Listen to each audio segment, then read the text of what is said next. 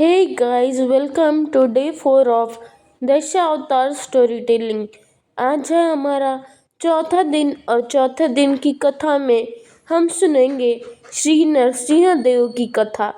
तो आइए जानते हैं आखिर भगवान विष्णु ने आधे नर और आधे सिंह का ऐसा विचित्र रूप क्यों धरा। तो चलिए बढ़ते हैं आज की कथा की ओर। हिरण्याक्ष का वध होने के बाद हिरण्याक्ष का छोटा भाई हिरण्यकश्यपु अत्यंत क्रोध में आ गया था। वो अब भगवान श्री हरि विष्णु नारायण से घृणा करने लगा था और मन ही मन उसने भगवान से दुश्मनी ठान उन्हें मारने का निश्चय कर लिया था। नारायण के साथ द्वंद्व करने के लिए हिरण्यकश्यपु को शक्तियाँ चाहिए थी और शक्तियाँ अर्जित करने के लिए उसने ब्रह्मदेव का घोर तप किया। तप करने के लिए जाने से पूर्व उसने उसकी गर्भवती पत्नी कयादु को नारद मुनि के आश्रम में रखा और कहा कि मेरी पत्नी का ख्याल रखिएगा, मैं जल्द ही अपने तपस्या से लौट आऊँगा और अपने बच्चे और अपनी पत्नी को अपने संग ले जाऊँगा।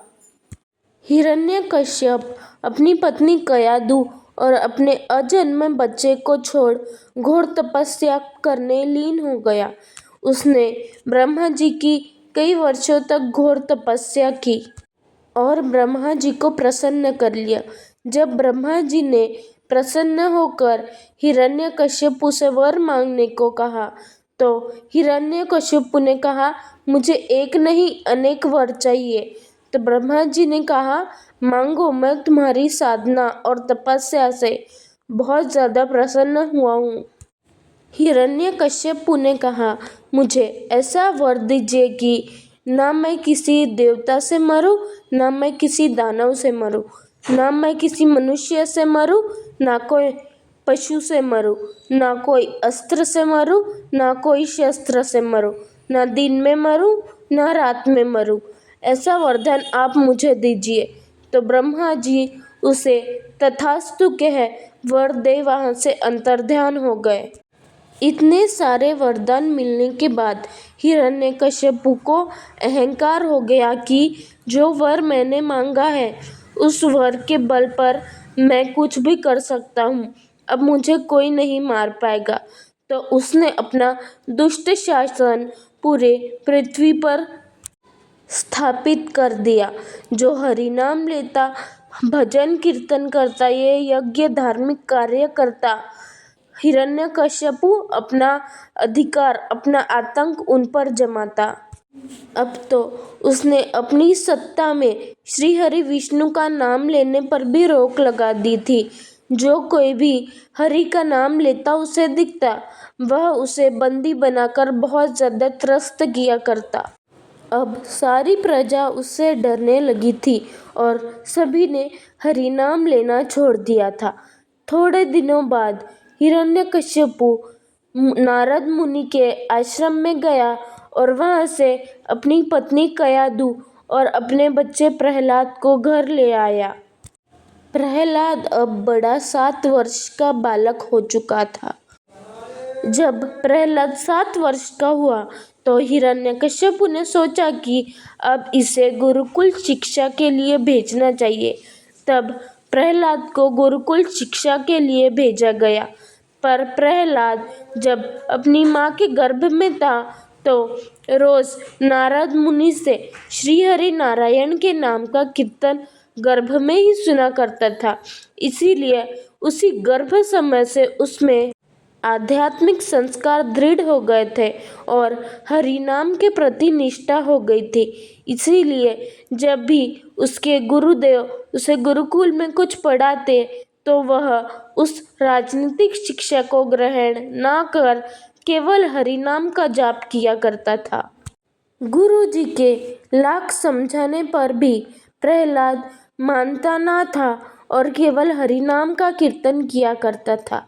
तब उनके गुरुजी ने प्रहलाद के पिताजी अर्थात हिरण्यकश्यपु से यह जाकर कहा कि आपका बेटा हमारी एक ना सुनता है और आपके शत्रु श्री हरि नारायण का कीर्तन ही किए जाता है। यह बात सुन हिरण्यकश्यपु काफी रोष में आ गया और उसने प्रहलाद को समझाने की खूब कोशिश की, पर प्रहलाद टस से मस न हुआ। उसने हरिनाम संकीर्तन नहीं छोड़ा। उसी बात से चिढ़कर हिरण्यकश्यपु ने अपने बेटे प्रहलाद को कई बार मारने की कोशिश की। कभी वो उसे खौलते तेल में तल देता तो कभी वह उसे घोर कारागार में डाल देता, पर श्री हरि विष्णु के भक्त को आज भी न आती। वह तो हरिनाम में मस्त रहता।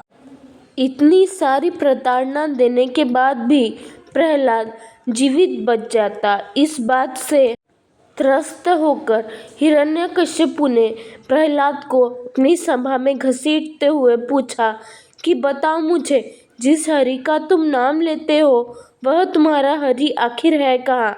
क्या वो इस सभा में है? क्या वो यहाँ मौजूद है? क्या वो यहाँ बैठा हुआ है? तो प्रहलाद ने कहा, हाँ, मेरे हरि सर्वत्र है, कण कण में विराजित है, वह यहाँ पर भी है। तभी हिरण्यकश्यपु ने एक स्तंभ की ओर इशारा करते हुए कहा, क्या तुम्हारे हरि इस स्तंभ में है? तो प्रहलाद बोला, हाँ, मेरे हरि इस स्तंभ में भी है। तो गुस्से में आकर हिरण्यकश्यपु ने अपनी गदा उठाई और जोर का प्रहार उस खंभे पे किया। जैसे ही उसने प्रहार किया वह खंभा चूर चूर हो गया और उसमें से जोर से दहाड़ मारते हुए श्री नरसिंह भगवान प्रकट हुए। श्री नरसिंह भगवान का आधा शरीर तो नर का था, पर मुख एक सिंह का था।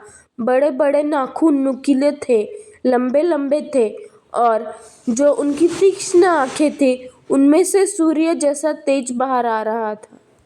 और श्री हरि जोर जोर की गर्जना कर रहे थे।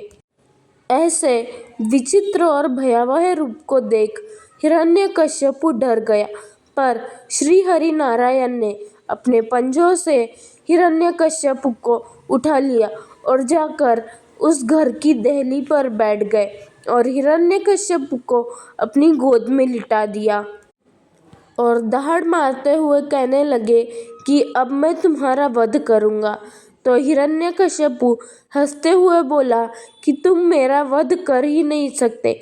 मेरे पास ऐसे अनेकों अनेक वरदान हैं जो मेरा रक्षण करेंगे। तो नरसिंह भगवान बोले, तो बता, तेरे पास ऐसे क्या वर है? तो हिरण्यकश्यपु बोला, मेरे पास पहला तो यह वर है कि न तो मैं किसी देव, दैत्य, दानव या जानवर से मर सकता हूँ।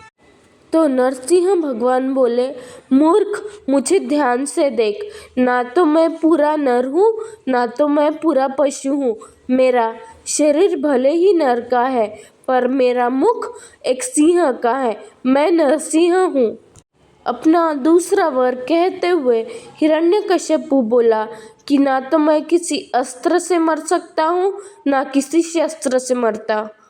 तो भगवान नरसिंह बोले, आज मैं तुम्हें कोई शस्त्र से नहीं बल्कि अपने नाखूनों से मारूंगा। हिरण्यकश्यपु फिर बोला, ना तो मैं दिन में मर सकता हूँ, ना तो मैं रात में मर सकता हूँ। तो नरसिंह भगवान बोले, ध्यान से देख, ना तो ये दिन है, ना तो ये रात है, यह तो संध्या बेला का समय है। फिर हिरण्यकश्यपु बोला, ऐसा कोई महीना नहीं है जिसमें मुझे मारा जा सकता है। तो नरसिंह भगवान बोले, तुझ जैसे दुष्ट के संहार के लिए मैंने यह महीना खास तौर पर बनाया है, और यह है पुरुषोत्तम मास, जिसे अधिक मास भी कहा जाता है। अपने अंतिम वर का स्मरण करते हुए हिरण्यकश्यप बोला कि ना तो मैं ऊपर मर सकता हूँ, ना तो नीचे। तो नरसिंह भगवान बोले, ना तो तू ऊपर है, ना तो तू नीचे है, तू मेरी जंघा पर है, और अब तेरे अंत का समय आ गया है। ऐसा कहते हुए अपने तीक्ष्ण नाखूनों द्वारा हिरण्यकश्यपु के उदर का चीरफाड़ करते हुए नरसिंह भगवान जोर से गर्जना कर उठे। आखिर हिरण्यकश्यपु का अंत हुआ और भक्त प्रहलाद की अपने भक्ति पर विश्वास की जीत हुई। फ्रेंड्स, ये थी हमारी आज की कहानी, जो चौथे अवतार नरसिंह अवतार की कथा थी। अगर आप इस कहानी को और विस्तृत से जानना चाहते हैं तो please let me know in the comment section. मैं इसकी विस्तृत कहानी आपके लिए लेकर आऊँगी। तो अब चलिए मिलते हैं हमारे नेक्स्ट अवतार की कथा में। तब तक के लिए गुड बाय, जय श्री कृष्ण, राधे राधे, टेक केयर।